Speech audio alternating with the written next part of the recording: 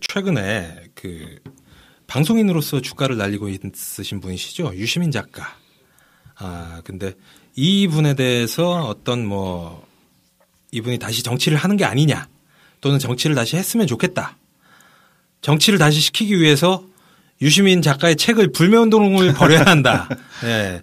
왜냐하면 책이 너무 잘 팔리고 팔자가 좋으면은 계속 뭐 이런 하던 방송인이나 작가 일을 하실 거기 때문에 작가로서의 생계를 끊어버려서 국회의원 연봉이나 세비나 뭐 이런 거를 받게끔 만들자라는 뭐 일부 분들의 뭐 그런 애정어린 불매운동도 있었어요 최근에. 그러면 방송도 출연 금지시켜야지. 블랙리스트 만들어가지고. 그렇죠.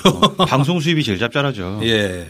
문재인 정권이 됐든 뭐 그 더민주당의 다른 후보가 대통령이 돼서 그 정권이 됐든 새로운 정권에서 블랙리스트를 만들어서 유시민 작가를 방송 출연을 못하게 만들어야 된다. 네. 뭐 이런 굉장히 극단적인 목구멍을 포도청으로 만들어서. 예.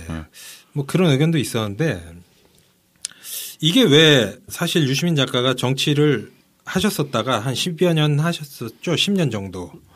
그랬다가 2013년 2월 정도에 그 정계 은퇴를 선언을 하셨는데 4년이나 지난 이런 분이 왜 갑자기 요즘 다시 이렇게 정치권 쪽으로 호출이 되고 있는지 그 부분에 대해서 뭐 저희가 한번 고찰을 해보도록 하겠습니다. 이번 에피소드에서. 먼저 뭐 이유부터 한번 살펴보죠. 왜 이런 뭐 얘기들이 나오는 거라고 생각을 하십니까? 이 얘기가 촉발된 직접적인 계기는 썰전에서 네. 문재인 대표가 그 영상으로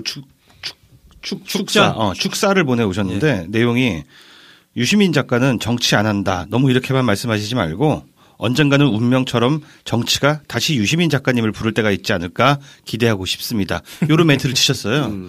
요 멘트를 치자마자 그 한동안 잠잠했던 유빠들의 가슴에 불을 지른 셈이죠. 그렇죠. 그때부터 유시민 요런 얘기가 조금씩 나오고 있습니다. 예.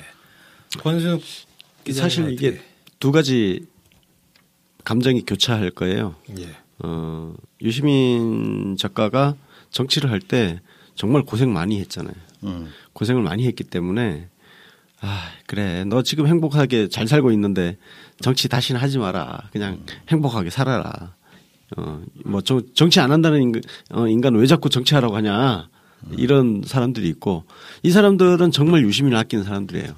내가 보기에. 사랑하는 유시민을 정말 사랑하는 마음이죠. 인간적으로. 예.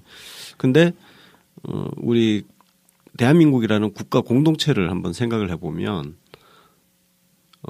시대가 사람을 부르잖아요. 결국은 리더가 있고 네. 그 조직이란 게 있고 그래서 그 리더와 조직이 어떤 가치와 철학을 가지고 비전을 제시하고 공동체를 이끌어 나가고 거기에 정당이라는 조직도 만들고 그렇게 이제 그렇게 짜여져 있잖아요. 세상이 그렇게 굴러가는 건데 지금 사람들이 유시민 이야기를 하는 거는 문재인 이후를 보는 거죠. 그죠? 예. 자연스럽게. 네. 예, 자연스럽게 문재인 이후 누가 이 나라를 이끌어갈 지도자냐. 그걸 찾는 이미 그 탐색 과정이 시작됐다. 거기에 유시민이 자연스럽게 떠올랐고 그 트리거 역할을 문재인 전 대표께서 썰전 그 축하 영상에서 해준 거죠. 네. 예.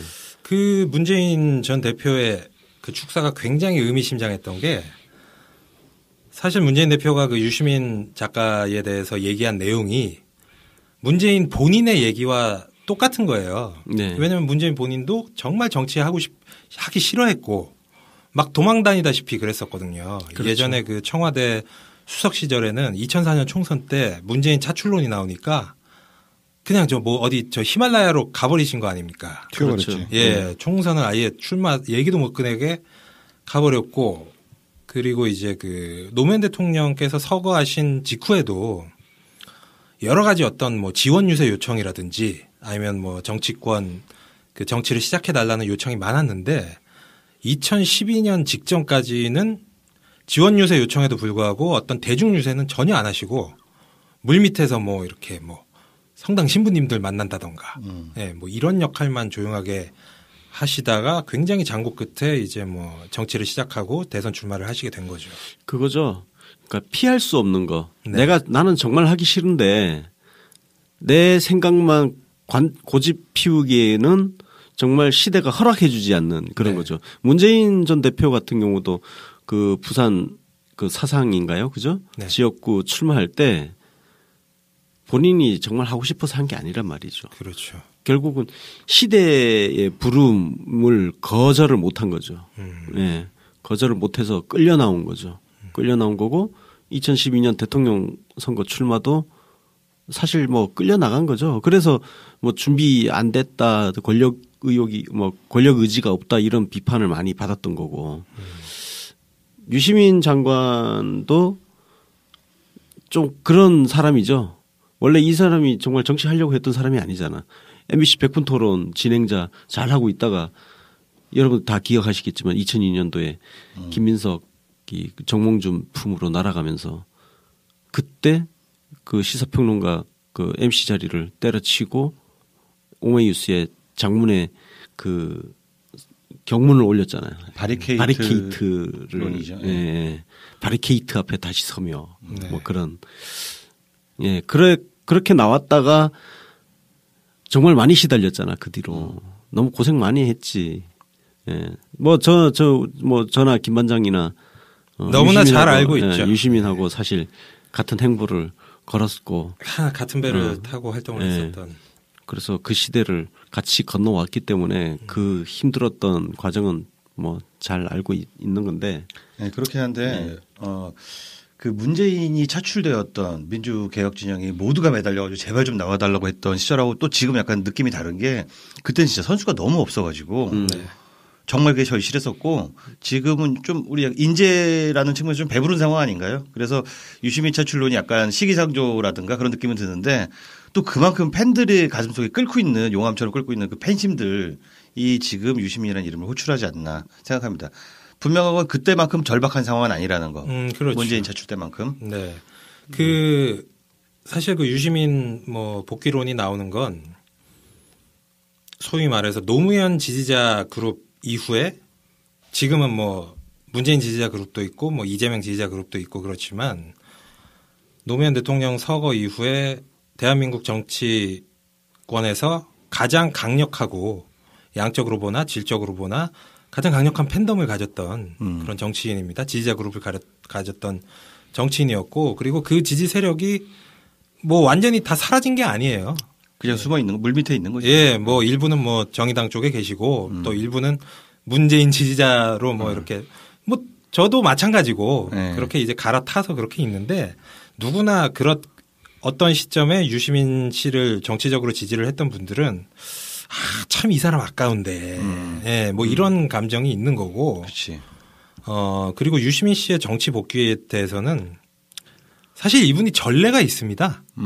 이분이 정치를 그만뒀다가 예, 거의 정치를 그만두다시피 했다가 다시 정치에 복귀한 맞아요. 전례가 있었어요. 그게 예. 언제냐면은 2008년 총선 때 대구 수성구에서 주호영과 맞붙어서 출마를 했다가 그때 무소속으로 출마했죠. 예, 민주당을 당시 그 대통합 민주신당을 탈당을 하고 무소속으로 출마를 한 다음에 낙선을 하게 되니까 그때부터 약 1년여 동안은 지금 하고 있는 어떤 활동과 유사한 활동들을 하며 야인으로 지냈던 겁니다. 선언은 안 하고 뭐 은퇴 선언을 한 건 아니고 휴직이. 은퇴 선언을 명확하게 한 건 아니지만 어떤 그때 내 기억으로는 예. 내 기억으로는 명확하게는 아니지만 사실상 했어요. 그러니까 그 대구 출마를 네. 일종의 그 앵콜 무대처럼 네네 그렇죠. 그런 표현이 나왔어요. 앵콜 무대. 앵콜 세레모니 같은 뭐 그런 개념으로.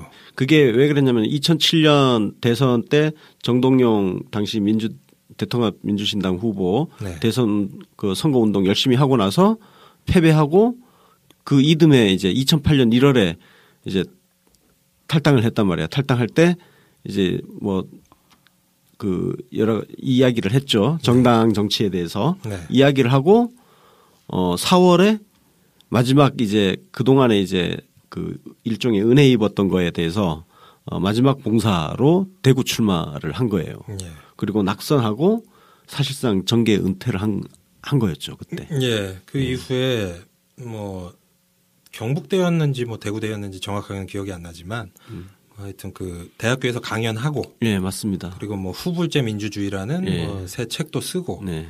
그리고 뭐 강연하고 예, 다니시다가 주로 책 쓰고 강연하고 했었어요. 예. 지금처럼. 그러다가 이제 그 노무현 대통령께서 서거를 하시고 약 한 뭐 몇 개월 후에 그 국민 참여당에 입당을 함으로써 다시 그렇죠. 이제 정치에 복귀를 하게 된 건데 물론 뭐 유시민 작가가 예전 뭐 DJ처럼 엄청난 대선 후보여서 뭐 그 사람의 그런 발언이 아 이게 정말 정계 은퇴다 이렇게 받아들이는 분위기는 아니었지만 그분을 아는 지지 세력의 입장에서는 아 이분 정치로 과연 돌아올까? 뭐 이런 생각을 할 정도의 상황이었던 건 맞습니다. 그러니까 노무현 대통령으로 인해서 정치를 시작했다가 네. 노무현 대통령 퇴임하시면서 사실상 정치를 또 떠났던 거잖아요. 근데 노무현 대통령이 돌아가시고 나서 다시 정치에 또 불려 나온 거죠. 그때는 나왔다기보다는 의지를 가지고 온 거죠. 예. 처음에는 사실 2002년도에는 그 MBC 백분 토론 진행자 그만둔 거는 불려 나온 거죠. 네. 예.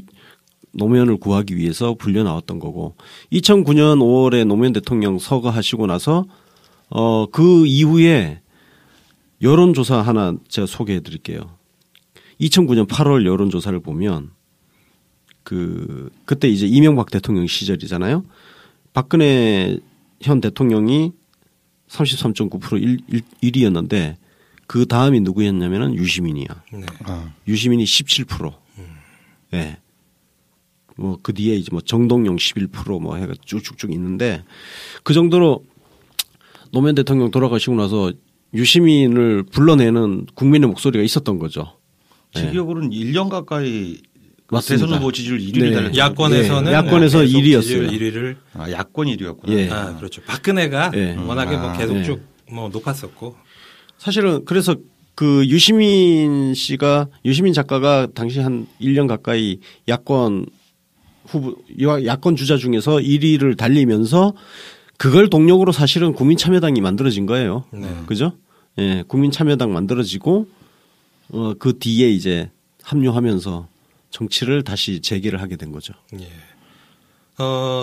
왜 유시민 정계 복귀론이 나오는가에 대해서 뭐 앞서서는 문재인 대통령 이후에 어떤 뭐 그 차차기 말씀도 하셨는데 저는 그 차차기 문제를 빼놓고 나서라도 문재인 정권 하에서 이분이 어떤 정치적 역할을 해줘야 된다는 그런 생각도 상당히 강한 것 같아요. 그건 어떤 측면이냐면은 첫 번째는 일단 유시민 작가는 굉장히 유능한 강요였습니다. 맞습니다. 유능한 보건복지부 장관이었고 그 관료들 사이에서도 굉장히 유능했다고 인정을 받는 정치인 유시민에 대해서는 뭐 여러 갑론을박이 있고 평가가 갈리죠. 예, 이견이 굉장히 많지만 보건복지부 장관을 유시민 작가가 굉장히 잘 역임했다는 사실에 대해서는 감히 누구도 태클을 달지 못하는 부분이고요.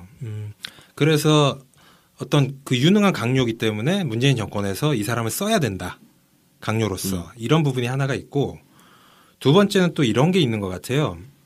사실 노무현 대통령에게는 그 어떤 유시민 당시 전 장관이 정치적 경호실장이라는 말까지 들을 정도로 정말 빡세게 어떤 그 쉴드를 쳐주고 굳은 일 다 했지. 예, 그 강력하게 지지를 해주면서 지지 세력들의 마음과 생각을 대변해준 그런 측면이 있었거든요. 맞습니다. 그래서 사실은 노무현 지지자들의 마음이 유시민 쪽으로 거의 다 옮겨갔던 이유가 그럴 수밖에 없었던 예, 상황이에요. 그런데 물론 이제 그 문재인 전 대표께서 굉장히 훌륭하고 많은 인재분들을 영입을 해서 지금 역대 더민주당과 그리고 현재 문재인 캠프의 인재풀은 정말 강력하고 많지만 과거 노무현한테 있었던 그 유시민 같은 존재는 그 정도의 어떤 존재감을 가진 존재는 현재로선 보이지 않는다. 보이지 않습니다. 예. 원래는 그 역할을 맡았을 법한 인물이 한 분 계시긴 했었는데 누구? 뭐 그 얘기를 하면 또 뭐, 뭐 나중에 뭐 또 원래는 그런 분이 있었는데 그분이 뭐 조금 보기에 이게 그분이 이런 역할은 안 할 것 같구나. 뭐 이런 생각이 들면서 자연스럽게 사람들이 문재인한테도 정치적 경호실장 하나쯤 있어야 되는 거 아니야? 네. 예. 그래서 사실 김병기 전 국정원 그분이 인기가 높은 거예요. 맞습니다. 그분이 요새 그냥 뭐 어디 가면 그냥 막 사랑 고백하잖아. 예. 그러고 맨날 옆에 호위하고 다니고. 문재인의 호위무사 같잖아. 네, 그렇죠. 대통령에게는 그 한 명 정도는 코드를 정확히 맞춰주고 네. 완벽하게 마음을 대변해줄 그 강요가 필요한 셈이거든요. 네. 참모랄까. 이걸 유시민 작가가 예전에 그렇게 표현했죠. 대통령 옆에는 신기경호하는 사람이 필요하다. 심기경호. 그 얘기도 있었고 그리고 이제 노무현 대통령이 유시민 전 장관에 대해서 고마움을 표시하면서 한 얘기가 어려울 때 친구가 진짜 친구고 유시민 전 장관은 내가 어려울 때 같이 비를 맞아줬다. 그렇지. 예. 이게 굉장히 정확한 표현인 것 같은 게 어쨌든 아무리 대통령이 많은 권력을 가지고 있고 하더라도 그런 존재가 필요해요. 네, 맞습니다. 예, 그게 임기 말이 되면 레임덕이 되면서 모두가 배신을 하는 뭐 이런 사태가 비일비재하잖아요. 그래서 저는 사실 친박팔적이 욕을 많이 먹고 있지만 예. 저는 그 사람들의 애티튜드는 괜찮다고 생각해요. 아, 예. 왜냐하면 박근혜가 이렇게 몰려 있는 상황에서도 버리지 않고 지금 같이 순장 당하겠다고 저러고 있잖아요. 네. 뭐 그거는 인정해 줄 만하다고 생각해요. 장기적으로 보면 책임 정치 실천하는 모습입니다. 예, 맞습니다. 예, 예. 그거는 장기적으로 볼 때 우리 정치에 어떤 일정 부분 도움이 되는.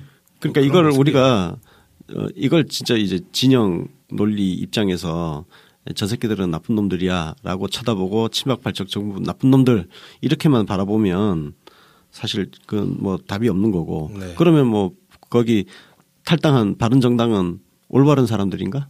전혀 아니죠. 제가 보기에는 솔직히 바른정당 나간 유승민, 김무성 이런 사람들의 정치적 미래가 더 안 좋아야 된다고 생각해요. 네. 예. 실제로 뭐 지금 안 좋아지고 예. 있죠. 친박팔적이 어떻든 지금 책임을 지겠다는 거잖아. 네. 그 태도가 더 옳은 것이고 예. 바른정당 사람들은 그동안 자기들이 저질렀던 책임을 안 지겠다는 거거든. 네. 예. 그러니까 유시민 작가 같은 경우는 어쨌든 노무현 대통령이 그 진보 보수 모든 언론으로부터 공격을 당하고 막 온 사방에서 물어뜯겼죠. 그렇게 물어뜯길 때 맨 앞에 서가지고 피투성이로 진짜 싸운 사람이야. 삼국지의 조자룡 같은 사람 있잖아요. 아, 그렇죠. 그러니까 노무현 대통령 입장에서 퇴임하실 때 봉화마을에서 그 귀향 보고 인사할 때 유시민을 단상으로 불러 세운 이유는 그런 게 있는 거예요.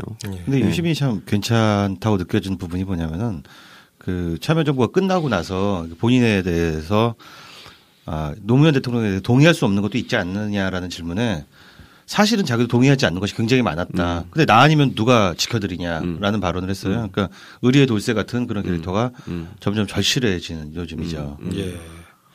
또 이제 동의하지 않는 부분은 노무현 대통령한테 직언을 많이 했지만 그거를 단 한 번도 뭐 언론이나 다른 곳에서 얘기를 한 적이 없는 거죠. 네, 언론 플레이 하지 않고. 예. 진정한 충신인 거죠. 그치. 대통령한테 직언은 하지만 뭐 밖에 나가서 언론 플레이 같은 거 안 하니까. 사람들이 또 이제 약간 이제 착각하는 게 이런 노무현 유시민 관계라든지 박근혜와 친박팔적 이런 관계를 무슨 조폭과 조폭의 그 보수와 부하의 어떤 그런 관계로 바라보는 관점들이 있는데 그건 그렇지가 않아요. 그러니까 사실 현대 정치는 여론 정치잖아. 네. 그러니까 사람이 인기가 없을 때는 쉽게 배신할 수 있는 토대가 갖춰져 있다고요. 왜냐면은 내가 저쪽 편에 서 있다가는 내가 같이 죽게 생겼는데 국회의원 같은 경우는 독립된 입법기관이에요. 그죠? 그러니까 굳이 아주 명분도 좋잖아. 나는 내 소신에 따라서 선택을 하겠다 하면서 배신을 손쉽게 할 수 있는 토대가 마련되어 있단 말이에요. 여론을 핑계 삼아서. 그런데 그런 상황에서도 특히 이제 힘들 때 안 좋을 때 공격당할 때 그때 같이 옆에 계속 있어주는 거는 이건 단순히 조직폭력배 같은 그런 논리로 바라보면 안 돼요. 네. 그거는 오히려 정치를 후퇴시키는 거예요. 기회주의자들이 바로 할 수 있는 토양을 역설적으로 만들고 있는 거거든요. 그래서 저는 친박팔적을 높이 평가합니다. 저는 개인적으로. 예. 그 정의적 관점에서 보나 정치 발전의 관점에서 보나 저는 개인적으로 대선에 황교안이 됐든 네. 아니면 뭐 누구야. 하여튼 친박 8적 중에 한 명이 대선 후보로 나왔으면 좋겠어요. 왜냐? 평가를 받으라. 평가를 심판을 그렇죠. 받아야죠. 예, 맞습니다. 몇 퍼센트가 됐든 예. 걔네들이 친박 박근혜 부역자가 대선 후보로 나와서 과연 국민들이 이것에 대해서 얼마만큼 평가를 하는가. 뭐 그 사람들이 많은 득표를 받으면 또 그거는 그거대로 우리가 받아들여야 되는 부분이고. 네.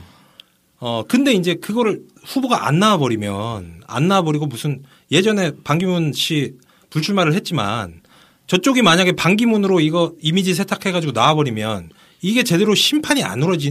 이루어지는 거 아닙니까? 박근혜 심판이 안 되는 거야. 그렇죠. 그런 측면에서 우리가 아쉬운 게 2007년도를 한번 복귀해 보자고요. 그때 대통합 민주신당 경선 열린우리당 박살나고 나서 이해찬, 한명숙, 유시민 소위 친노 진영 정치인 3명이 갔지만 다 결국 졌잖아요. 네. 정동영이 최종 승리자가 됐는데 그 심판은 노무현 심판이냐는 거예요. 전혀 아니죠. 그 2007년 선거는요 노무현 심판이 아니에요.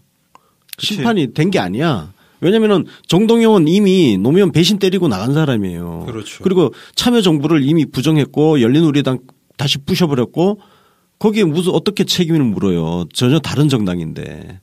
그래서 저는 우리 자유한국당 친박 8적 꿋꿋하게 박근혜 대통령하고 임기를 같이 하고 네. 그 소신을 쭉 밀고 나가기를 바라요. 저는 개인적으로. 밀고 나가서 예. 순장되길 바랍니다. 예, 맞습니다. 예. 그거를 뭐 순장시키는 건 예. 국민의 역할이고. 그렇죠. 예. 그거를 심판을 할 기회를 물타기로 박탈을 하면 그게 진짜 나쁜 거죠. 네. 예. 바른정당 폭망하기를 바랍니다. 저는. 화이팅. 자, 그럼 뭐 여태까지 뭐 요 주제에 대해서 많은 얘기를 나눠봤는데 물론 이제 많은 분들은 잘 알고 계시겠지만 뭐 최근에 정치에 관심을 가지게 되셨다던가 아니면은 유시민 작가가 예전에 그 정치인으로서 활동할 때는 정치에 뭐 이렇게 관심이 없었던 분들은 뭐 대체 유시민이 그냥 뭐 베스트셀러 작가 아니야? 연예인 아니야? 뭐 연예인 아니야? 혹시 개그맨 아니야? 뭐 아니면 뭐 허지웅이랑 뭐 비슷한 어떤 이미지? 방송인.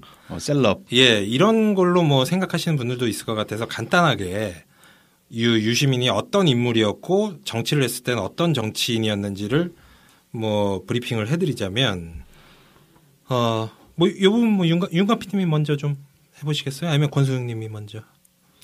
근데 사실 뭐 유시민 작가는 네. 이미 너무 유명인이라 가지고 네. 우리가 설명하기도 조금 겸연쩍긴 해요. 왜냐하면 너무나 잘 아는. 근데 왜 그래서 이렇게 근데, 예. 매니아층이 많고 예. 뭐 그 부분에 대해서 얘기를 근데 해보죠. 그 부분을 조금 말씀드리면 그 유시민 씨 같은 경우는 유시민 작가 같은 경우는 아까 우리가 노무현 지지자, 유시민 지지자 이걸 얘기했잖아요. 소위 노빠, 유빠. 네. 그게 이제 보통 연령층으로 보면 40대, 50대, 그죠? 40대, 50대 조금 젊게 가면은 30대예요.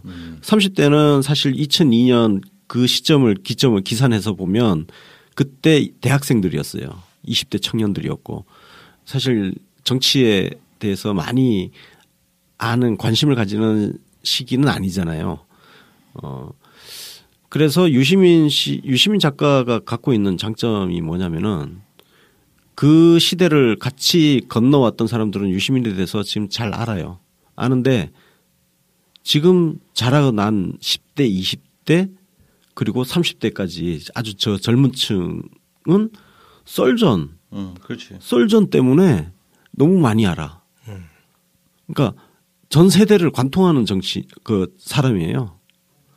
그러니까 우리가 그 예를 들어서 안희정 지사 같은 경우는 지금 저기 30대 이하의 인지도가 거의 없다는 거 아니야.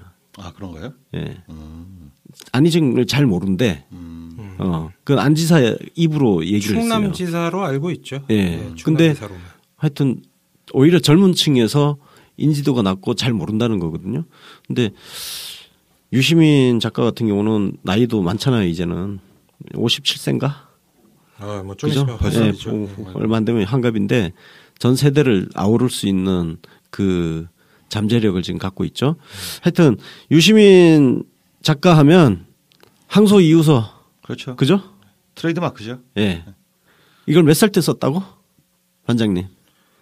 거의 뭐 한 25살? 24살 아닌가? 24-5살. 4-5살? 예. 야, 그걸 책 한 권 옆에 없이 혼자서 줄줄줄줄. 교도소 안에서 쓴 거 아니야. 예. 그런 명문을 와, 그거 정말 너무 대단하지 않아요? 대단했죠. 우리 천재죠, 24살 한번 되돌아 보세요. 뭐 난 진짜 뭣도 모르는 인간이었어. 난 일단 10줄 이상을 쓸 수 없을 것 같아. 내용을 떠나서. 저는 뭐 25살 때 개혁당 내 싹수가 좋았네 그러고 보니까. 예.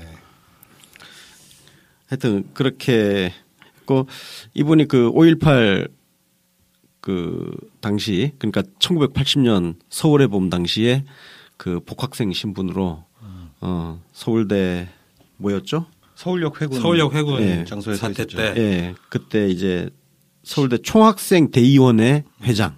그러니까 총학생 회장은 아니고 예. 대의원회가 있어요. 예, 그 대의원 의회 오늘날로 치면 우리 국회의장 같은 예, 국회의장 같은 거예요. 서울대 안에서. 예, 서울대 안에서. 예. 그래서 심재철이 회군파, 예, 총학생 회군파. 회장이었고 그때. 그리고 유시민이 강경파, 예. 잔존파. 예.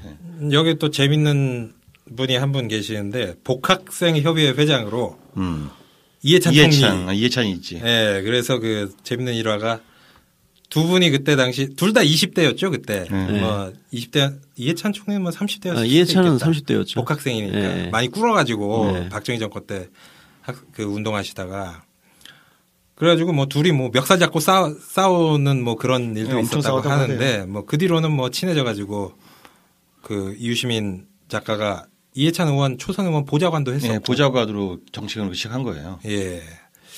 뭐 하여튼 뭐 이렇게 재밌는 얘기들이 있는데 제가 볼 때는 이 유시민이라는 인간이 왜 정치적으로 캐릭터가 이렇게 매력이 있느냐.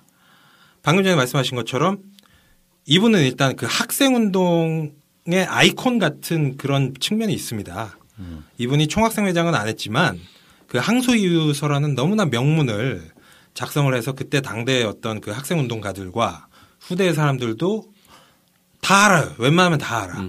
예, 그렇기 때문에 어떤 그 학생운동의 정통성도 일부 가지고 있고 그 뒤에는 또 이분이 독일로 경제학 그 공부를 하러 가서 IMF 때문에 뭐 박사 학위를 따지는 못했지만 어떤 그 우리가 기존의 그 트리클 다운 낙수 효과에 의존하는 성장 중심 경제가 아니라 뭐 오늘 뭐 탈당하느냐 마느냐 뭐 이런 뭐 얘기가 나오신 김종인의 경제민주화가 원래 또 뭐 독일에서 나온 거 아니겠습니까? 맞습니다. 네. 사회적 시장 경제. 예. 그래서 그 부분에 대한 이미지도 있으시고 그 이후에는 백분 토론 진행하고 베스트셀러 작가를 하면서 어떤 이 셀레브리티 백분 토론은 손석희 지금 JTBC 사장과 뭐 동격이에요. 쌍벽을 예, 넣죠. 맞습니다. 예, 쌍벽을 우리가 백분 토론 진행자 중에 기억에 남는 사람 두 사람 꼽으라면 손석희랑 유시민입니다. 그래서 이런 다양한 매력이 있고 그리고 이제 정치를 시작한 다음에는 개혁당과 열린우리당 활동을 통해서 당원이 주인되는 또는 시민이 주인되는 어떤 그 정당 개혁을 위해서 굉장히 투철하게 싸웠던 좋게 말하면은 그 정당 개혁가이기도 한데 또 네. 정당 브레이커라는 그렇죠, 별명도 그렇죠. 가지고 있어요. 예, 가는 당마다 다 깨지고 다 실패했다라는 오명도 사실 있는 게 사실입니다. 맞습니다. 근데 사실 이제 다 깨졌다 그러는데 처음 만든 당이 그 개혁당이잖아요. 개혁국민정당. 그죠? 개혁국민정당인데 그 정당은 사실 노무현 바리케이트 치기 위해서 급조한 정당이에요. 그죠? 근데 그런 명분이 있었던 건 또 다 아는데 그때도 되게 참 논란이 많았던 게 뭐냐면은 나는 정말 개혁적인 국민정당에 가입한 건데 왜 남의 당 후보를 지지하느냐. 그리고 왜 정권을 잡으니까 이 당을 해산하느냐. 이런 문제 갖고도 엄청나게 또 싸웠던 기억이 그렇죠. 나요. 그게 뭐 열린우리당으로 이렇게 합쳐지면서 예, 그런 논란이 있었는데 어디 가나 그런 원리주의자들은 있는 것이고. 그렇지. 예. 사실 어거지. 말만 맞는 말이야. 어쩌라고. 그러니까 그렇게 세상을 살면은 뭐 숨을 어떻게 쉬고 살아. 예. 뭐 어쨌든 굉장히 뭐 평가가 엇갈리는 정치인이긴 한데 심지어 저조차도 몇 년 동안은 유시민 전 장관의 열렬한 지지자로 활동을 하다가 국민참여당 입당 이후에는 뭐 굉장히 뭐 강력하게 비토를 하던 뭐 그런 시절도 있었을 정도로 호불호가 갈리고 활동에 대해서도 뭐 그 이견이 갈리는 정치인인데 저는 이런 것 자체도 상품성이라고 봐요. 예. 이게 히스토리가 있고 스토리가 있는 거예요. 이런 정치인이 별로 그렇게 흔하지 않습니다. 나 근데 진짜 몰라서 물어보는 건데. 예. 나도 그 세월이 많이 지나다 보니까 개혁국민정당은 무슨 당인지 진짜 기억이 나는데 이 국민참여당은 뭐 하는 당이죠? 국민참여당이 노무현 대통령 서거하시고 나서 부랴부랴 만든 당이에요. 그러니까 창당 목적이 뭐예요? 민주당을 못 믿어서? 예, 사실 그 열린우리당이 박살이 나면서 정당 민주주의라는 그 가치로 들어왔던 사람들은 다 빠져나갔죠. 그 동교동계랑 합당을 하면서 그 정당 개혁의 취지가 퇴색을 하니까 예. 그때 만든 당이 아마 국민참여당인가 보네요. 열린우리당이 사실 그 망해가는 과정이 뭐냐면은 당원들의 권리 문제예요. 당원들의 권리가 지속적으로 축소되어 가는 과정. 예. 그러니까 요즘은 지금 우리 뭐 당원권 행사를 잘 하는 그런 제가 보기에는 태평성대가 이제 만들어지고 있는 예. 초기 문턱을 넘어왔다고 보거든요. 그렇죠. 근데 그때는 실험 단계였어요. 그래서 당원들이 당비 내고 저도 열린우리당 당비 내고 당원 가입을 했었지만 당원들이 그냥 진짜 동원의 수단이었단 말이에요. 실제로 무슨 대단한 권한이 없었어요. 네. 예. 그걸 하려고 관철시키려고 했던 사람들이 좌절을 하고 나서 국민참여당을 만들죠. 물론 이제 꼭 이렇게 좋게만 바라볼 수 없는 부분은 있어요. 근데 저도 이제 국민참여당도 이제 따라갔던 저 거기도 당원했었는데 국민참여당은 뭐 제가 한마디로 정리를 해드리자면 열린우리당의 창당 정신과 꿈이 좌절이 됐던 겁니다. 네. 그 노무현 정권의 그 마지막과 함께 열린우리당이 해체되고 대통합민주신당이 창당이 되면서 그럼 열린우리당의 창당 정신은 뭐였냐? 크게 두 가지였거든요. 하나는 전국정당, 또 하나는 당원이 주인되는 상향식 정당. 이게 두 가지였는데 그게 이제 그 열린우리당이 해체되고 대통합민주신당이 만들어지고 그 이후에 원래 그 노무현 대통령 탄핵을 했던 잔민당과 합당을 했죠. 그렇죠. 그러면서 이게 당이 급속도로 호남 쪽으로 이제 무게중심이 쏠리고 두 번째로는 그 전에 열린우리당에서 했었던 상향식 당 시스템이 완전히 무너져서 다시 그 국회의원이 자기 지역구에 대의원들 임명하고 그런 시스템으로 돌아갔던 겁니다. 당시에 민주당이. 그것도 있고 결국은 노무현을 배신을 했잖아요. 그렇죠. 그러니까 노무현 대통령을 뭐 있는 정당으로서 정당은 사라져버린 거예요. 예. 예, 그때 그게 사라져버렸고. 근데 이게 참 재밌는 게 예. 지금 상황도 되게 비슷한 것 같아요. 그 열린우리당과 구민주당, 그러니까 우리가 또 뭐 약간 조롱조로 잔민당이라고 불렀는데 네. 지금 국민의당과 지금 더불어민주당이 그때랑 좀 비슷한 상황. 비슷합니다. 그렇죠. 파이는 훨씬 더 커진 상황이긴 예. 하지만 예. 네. 비슷했는데 하여튼 더 좋아졌고 그 이 시점에서 이제 그 유시민의 좌절이에요. 유시민은 열린우리당에서 어찌됐든 그 바리케이트 치면서 뛰어들어 가지고 노무현 대통령과 함께 좌절을 한 거죠. 네. 좌절을 했기 때문에 정당인으로서 정동영 대통령 후보를 위해서 정당인이니까 네. 생각은 다르지만 마지막까지 선거운동을 했던 거고 그리고 내 할 일 다 의무를 다 했으니까 나는 이제 이 정당에 내 생각과 다른 이 정당에 더 이상 있을 수 없다 하고 탈당을 한 거죠. 그러니까 저도 거기 그래서 유시민하고 같은 생각이었던 게 그 당시 대통합민주신당은 노무현하고 아무런 상관이 없는 정당이에요. 그리고 어쩌보면 김대중 대통령하고는 무슨 상관이 있을까? 그 사람들이 무슨 철학을 가지고 무슨 정당을 했던 거예요. 그냥 잡탕 정당이었잖아요, 그때. 그게 무슨 정당이야. 그래서 2008년을 한번 되돌아보면 그 당시 대통합민주신당이 이제 나중에 통합민주당이 되나요? 예, 뭐 하여튼. 그냥 민주당이 됐습니다. 예, 뭐. 근데 진짜 조제가 없는 정당이었잖아요. 그 총선 막 박살 나고, 그죠? 2008년 총선 박살 났지 않습니까? 그렇죠. 예, 예. 대박살 났죠. 거기에는 김대중도 없었고 노무현도 없었어요. 그래서 사실은 특히 노무현을 지지했던 사람들은 국민참여당으로 다 몰려간 거죠. 예. 저는 근데 이 문제에 대해서 이렇게 그 통합민주당은 문제가 있고 국참당은 옳았다고 단언 내리기가 어려운 게 얘기도 굉장히 복잡해지고 반대 논리도 충분히 있을 수 있거든요. 예. 그래서 그거는 또 그렇게 예. 단언 내리는 데는 저는 좀 거부감이 드는 게 예. 왜냐하면 당시에 이제 대통합민주신당에서도 훌륭하신 지금 우리 더불어민주당의 훌륭하신 자원들이 계셨던 정당이기도 하기 때문에 정통성이 영 없다라고 말하기는 좀 저는 거북한 면이 있는 것 같아요. 굉장히 그 부분은 좋은 인정해요. 말씀을 예. 해주셨는데 예. 뭐 사실 요거는 이제 그 권수웅님 개인의 예. 그 관점이었고 그랬던 거고 저 같은 경우는 유시민 씨에 대한 지지를 철회를 한 게 그 국민참여당 창당 및 입당 때문에 그때 제가 지지 철회를 하고 아 그래요? 예 저한테는 굉장히 중요한 사건이었는데 제가 그때 당시에 그 지금 방금 전에 윤가피님이 말씀하신 그런 생각을 똑같이 했던 겁니다. 아. 이게 그때 당시에 물론 민주당이 굉장히 한계가 많고 문제가 많은 정당이지만 그리고 과거에 그 노무현 대통령을 배신한 사람들이 다수를 차지하는 정당이지만 그때 당시에 그 정세균 현 국회의장이 당대표였어요. 맞아요. 예. 네.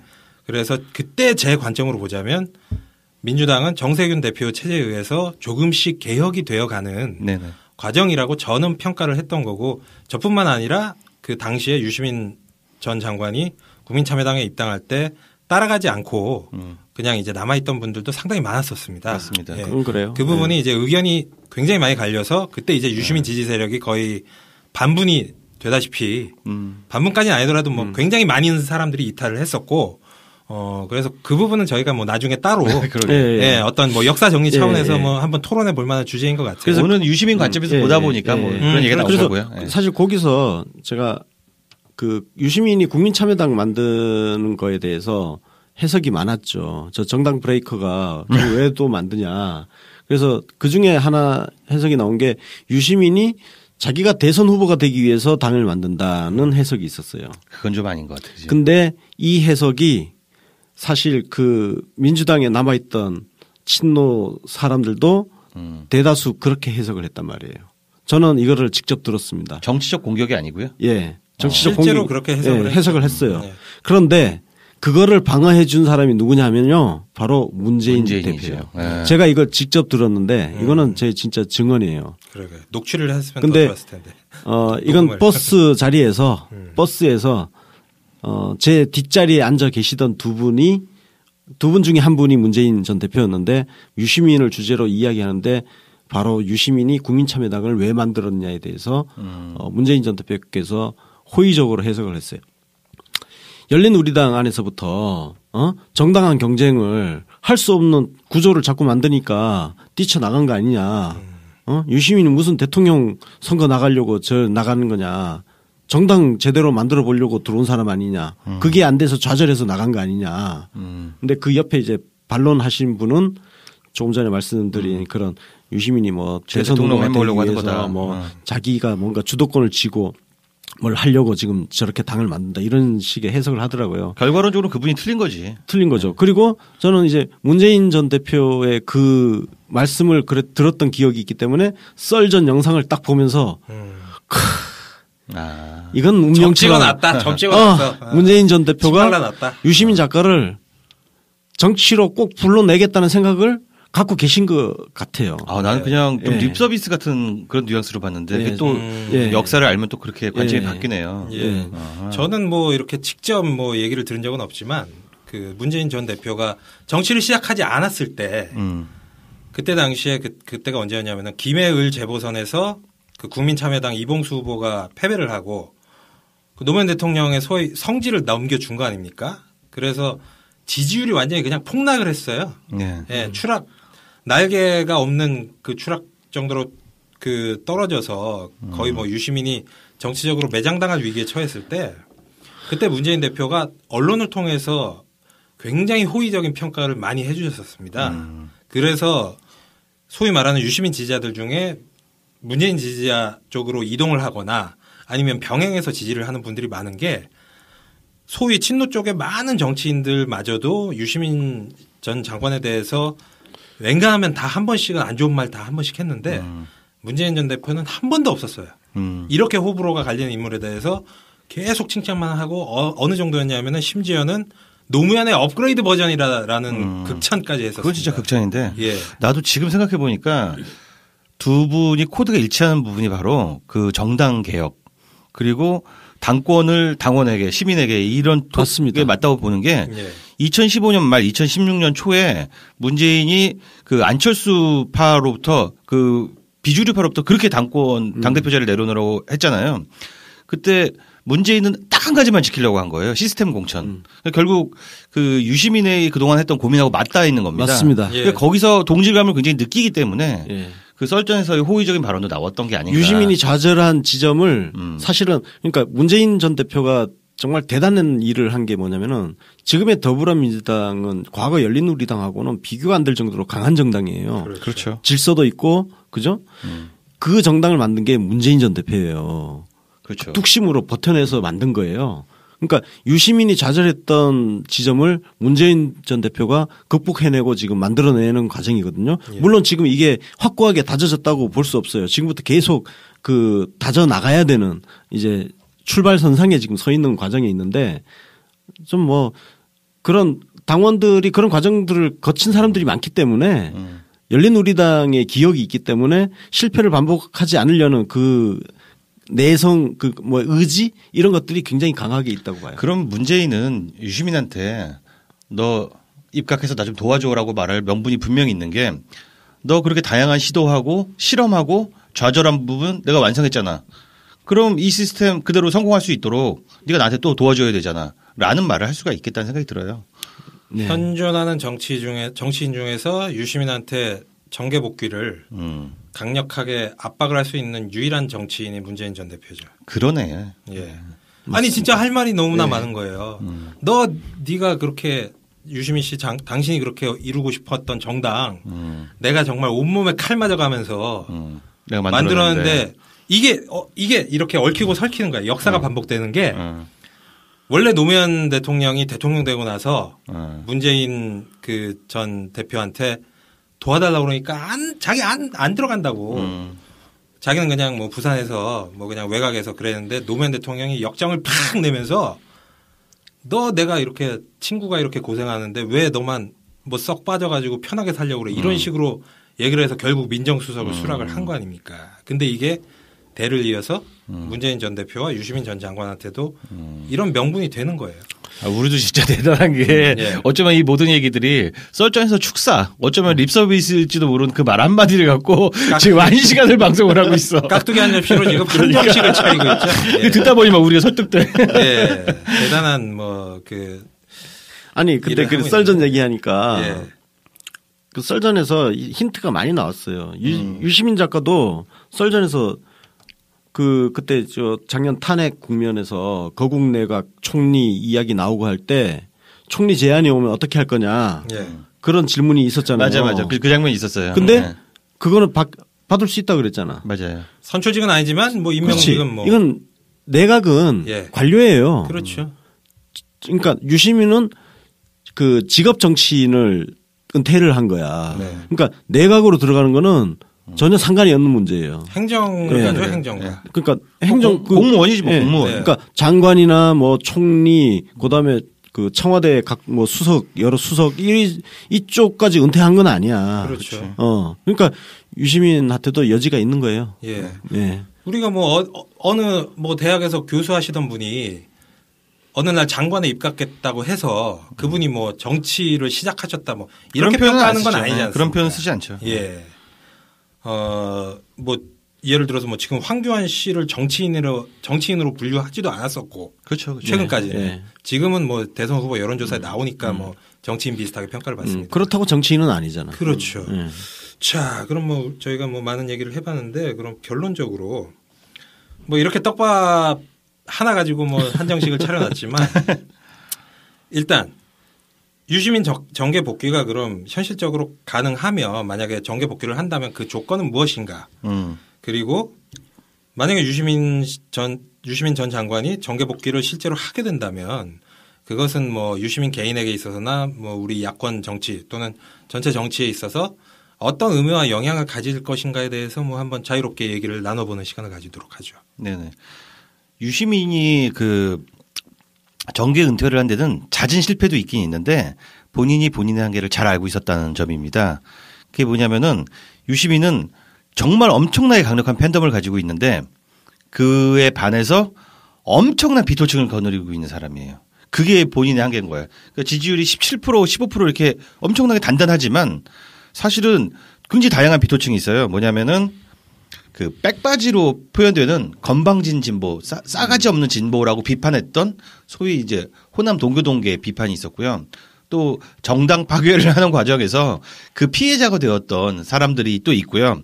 또 보수는 보수대로 그 가벼운 입에 대해서 막말 이미지에 대해서 비판이 있습니다. 근데 이거 다 털고 보면은 진짜 본질은 친노 정치인이라는 거예요. 예. 그 당시에 노무현 대통령이 후반에 정말 다양한 공격을 받았고 피를 다 뒤집었어요. 열심히 방어를 하다가.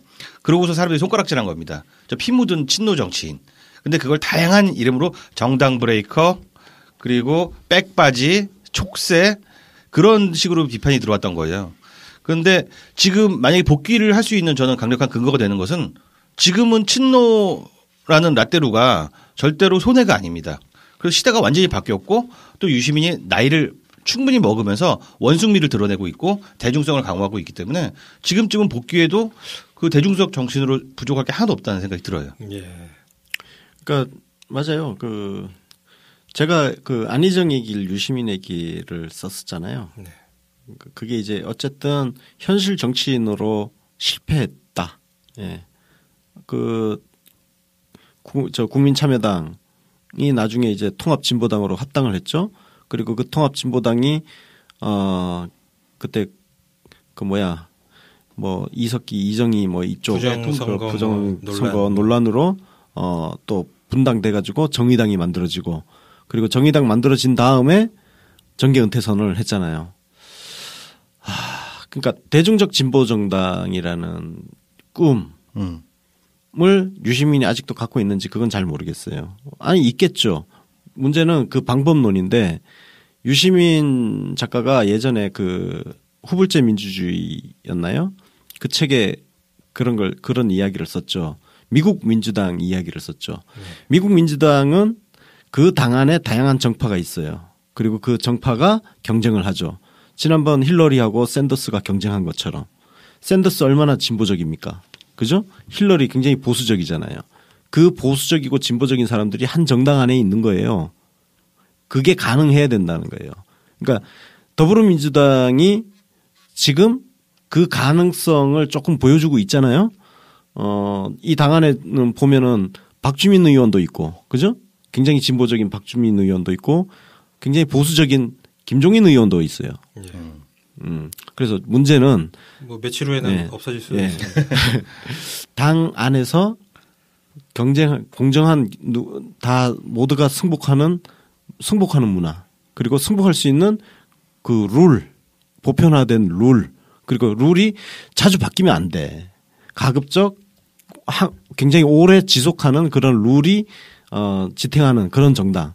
그러면 그 안에서 진보적 그 대중적 진보 정당이라는 하나의 파벌로 존재하면 되는 거 아니에요? 근데 유시민도 사실은 그게 가능하다면 그렇게 하겠다는 거잖아요. 옛날에 열린우리당 안에서 실험했던 것도 그것이었고. 근데 그 열린우리당이 그 질서가 파괴되면서 좌절하고 나갔던 거니까 더불어민주당이 그런 정당이 다시 그런 정당으로 만들어진다면 유 작가가 굳이 과거에 지나왔던 걸 굳이 고집할 필요 없이 정의당이라는 진보적 대중적 진보 정당 이걸 굳이 고집할 필요 없이 더불어민주당으로 다시 기원하는 것도 가능하지 않겠냐. 저는 그렇게 되기를 소망을 합니다. 예. 저는 의외로 그 유시민 작가의 정계 복귀는 굉장히 쉬울 수도 있다. 단 한 가지만 이루어진다면 입각. 예, 맞습니다. 제가 그걸 왜 그렇게 보냐면은 최근에 그 황교안 사태를 보면서 포지션과 그 캐릭터만 매칭이 된다면 그 될 만한 사람이 그 내각의 자리에 있고 그리고 그 타이밍이 맞아서 그 사람이 어떤 그 분포하고 있는 지지 세력을 대변을 할 수 있는 캐릭터가 된다면 내각을 한 번 한 것만으로도 대선 후보가 되는 거예요. 그렇죠. 예. 실제로 그런 사례가 많았습니다. 과거 노무현 정부 때 고건 총리도 그랬었고. 정운찬. 예. 정운찬 총리도 그랬었고. 실제로 때문에. 유시민도 그런 거예요. 그렇죠. 유시민도 그때 그 당내 반발뿐만 아니라 유시민 복지부 장관 임명할 때 다 예. 기억하시죠. 심지어 이해찬 당시 총리도 반대하는 거를 노무현 대통령이 그럴 거면 그거는, 당신이 예. 사표 쓰라고 총리 당신이 사표 쓰라고. 예. 그 노무현 대통령이 그렇게 자기 주장을 밀어붙인 게 그렇게 케이스가 많지 않은데 네. 예, 그 중에 하나가 유시민 장관 장관 시킬 때. 예. 그러니까 근데 막상 시켜놓으니까 엄청 잘하잖아. 잘했지. 그러니까 국회의원 때는 나는 한나라당 박멸을 위한 역사적 사명을 띠고 태어났다 이렇게 얘기했던 사람이 정영근 앞에 가서 90도로 고개 숙이고 인사하고 예, 장관 어찌나 저 자세로 그렇게 잘 나오는지 유들유들하게 살살 웃으면서 예. 그러니까 자기 위치에서 자기 할 일을 하는 거예요. 자기가 국회의원일 때는 자기를 지지해 준 사람들을 위해서 빡시게 싸우고 근데 장관을 갔을 때는 장관이라는 거는 일을 해야 되는 자리잖아. 그러니까 일을 하려면 여야 협조를 다 얻어야 돼. 얻어야 되니까 가서 살살살살 웃으면서 고개 꼬박꼬박 숙이면서 하잖아요. 그래서 잘 했잖아. 그뿐 아니라 정책 세일즈를 진짜 잘 기가 막히게 했어요. 그렇죠. 그 유관부서들이 굉장히 많고 그 라이벌 정부에 가서 지금 안희정 지사가 하고 있는 얘기가 이거잖아. 뭐냐면 선의를 인정한다. 그 사실 맞기는 맞는 말씀이에요. 근데 유시민의 포지션이 그보다 조금 더 한 수 위인 부분이 있어요. 그러니까 선의로 안 보면 어떻게 맨날 싸우면서 어떻게 해결할 거냐 대안이 있느냐라고 묻는다면 저는 그 대안이 유시민의 내재적 접근이라고 생각을 해요. 네. 유시민은 그 정책 세일즈를 하거나 숙적들을 상대할 때 내재적 접근을 하는데 그게 당신이 착한 선의를 가지고 있다. 여기서 시작하는 게 아니라 저 사람이 뭐가 필요하고 뭐가 가려운지 어떻게 하면 저 사람 체면을 살려줄지 이런 걸 되게 간파를 잘하는 거야. 네. 상대방을 악마로 규정하는 대신에 이익과 손해를 따지는 사람으로 이해하고 저 사람이 명예에 집착하면 명예를 주고 그런 식으로 딜을 되게 잘했던 사람이죠. 그죠? 유능해요. 네, 진짜 네. 유능해요. 그래서 저는 만약에 유시민 작가가 정계 복귀를 한다면 과거에 뭐 정당개혁 운동가 이걸로는 전혀 복귀를 하지 않을 것이다. 그렇죠. 맞아요. 그 부분은 뭐 상당 부분 또 해결이 되기도 했고. 문재인 좋잖아요, 지금. 대표가 했어. 예, 이미 다 해결이 됐고. 그래서 이분이 정계 복귀를 하게 된다면 그것도 뭐 역시 이제 국민들이 호출을 하는 너 뭐 다시 한번 해봐 이런 거가 될 텐데 그때는 유능한 국가 경영인 뭐 그런 걸로 이제 복귀를 하게 될 겁니다. 실제로 그래요. 유능하기도 하고 그리고 또 이 유시민 전 장관의 특성상 자기 분야 일만 잘하는 게 아니라 어떤 그 문재인 정부의 어떤 뭐 전체 정책 철학이라던가 이런 노선에 대해서 존재하는 내각 중에서 가장 해박하고 가장 대중적으로 이것을 잘 전파하고 설명할 수 있는 사람이 될 것이다. 왜냐하면은 예. 이미 유시민이 쓴 대한민국 개조론을 보면 네. 노무현 정부의 성격을 다 규정을 해놨죠. 설명을 해놨죠. 네네. 근데 그게 지금 이어져 오고 있어요. 그렇죠. 그게 근데 개선돼서 가는 유시민처럼 그걸 쉽게 정책을 그렇게 쉽게 잘 풀어낼 수 있는 사람이 누가 있어. 예. 그렇게 되면 뭐 일도 잘해. 유능해. 거기에다 일하는 과정에서 뭐 여야 대화 거래 이런 것도 잘해. 거기에다가 문재인 정권을 계승하고 또 그거를 발전시킬 철학도 완벽한 뭐 사람이야. 그럼 이건 그냥 대선 후보 직방 가는 거예요. 그렇죠. 근데 문제가 뭐냐면은 예. 또 유시민의 특징이 자기 객관화를 잘하는데 네. 자기 객관화를 너무 심하게 해. 무슨 가혹하게 말이냐면 하죠. 지금 그 청와대에 입각을 하려고 할 때 나 아니어도 잘할 사람이 많다면 나보다 조금 못한 사람들이 자리를 채우고 있더라도 절대 안 갑니다. 예.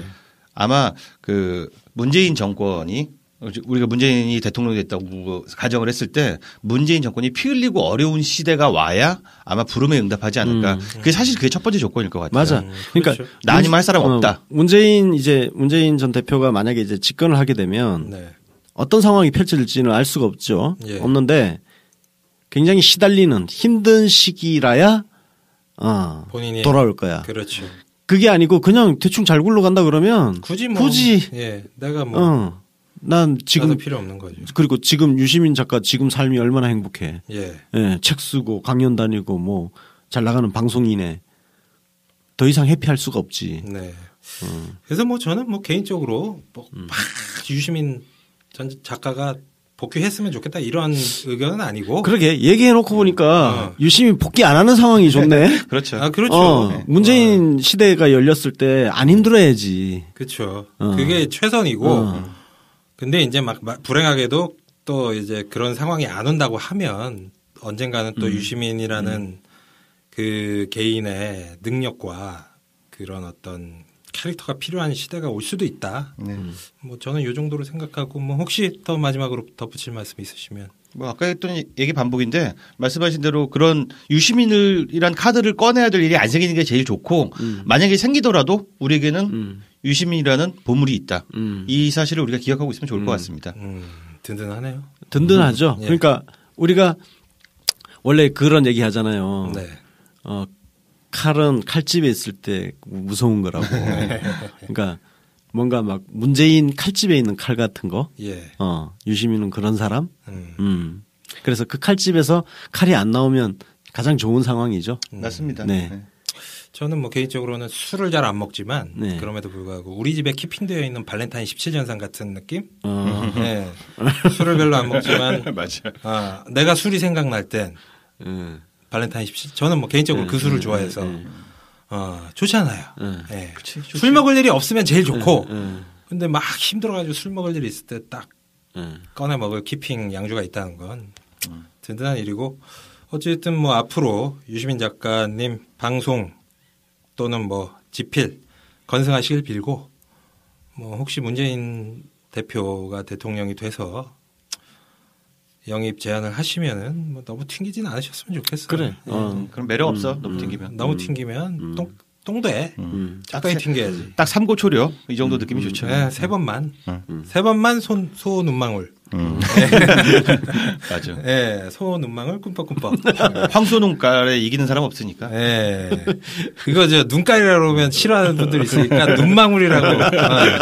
되게 고와 보이잖아. 생각해보니까 진짜 그 무기가 있었구나. 황소 눈망울. 조홍천 의원 그 눈망울에 넘어갔다는 아니 뭐 거 다 아니야? 넘어갔잖아. 전원. 거의 다지 뭐 사실. 그러니까. 아유 근데 뭐 유시민 장관이 그걸 거부할 명분이 과연 있을까요? 그러니까. 없다고 봐요. 예.